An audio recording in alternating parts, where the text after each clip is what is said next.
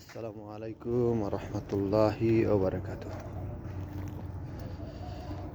প্রিয় ফেসবুক প্ল্যাটফর্মের ভাই ও বন্ধুরা, আশা করি সবাই ভালো আছেন।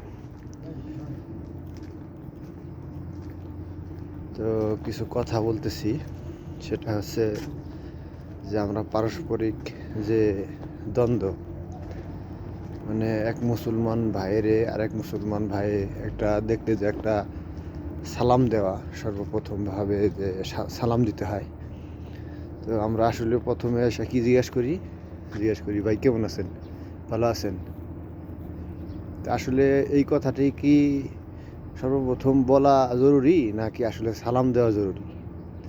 মুসলমান হিসেবে কর্তব্য আমাদের যে এক মুসলমানের প্রতি আন্তরিক ভালোবাসা বোধ রাখার জন্য বা শ্রদ্ধা জানানোর জন্য, সম্মান জানানোর জন্য এতটুকুই যথেষ্ট না। ভাই কেমন আছেন, সর্বপ্রথমে আমাদের আগে একটা ভাইয়েরে, মুসলমান ভাইয়েরে আগে তাদের সালাম দিয়েই শুরু করতে হবে, কথার শুরুতেই সালাম দিতে হবে।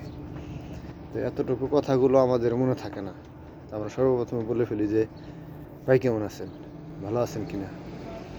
আসলে এভাবে কথাটা বলা কতটি যৌক্তিক আর কতটুক আমরা মুসলমান সম্পর্কে ধারণা রাখি যে আসলে কিভাবে তাদের সাথে, একটা মানুষের সাথে কিভাবে কথাগুলো শুরু করব।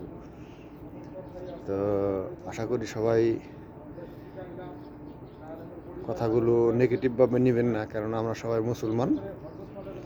আমাদের প্ল্যাটফর্মে হয়তো থাকতে পারে হিন্দু ভাই, তাদের তো আমরা কিছু কিছু লোকে বলি নমস্কার। নমস্কার শব্দের অর্থ কী? আমি তোমার পায়ের নিচে, বা আমি তোমার পায়ে প্রণাম জানাচ্ছি, বা আমি তোমার, মানে এরকম একটা আছে, শব্দ আছে, ব্যবহার করে মানুষ। তো আসলে বলা ওগুলা যৌক্তিক কিনা এই কথাগুলো।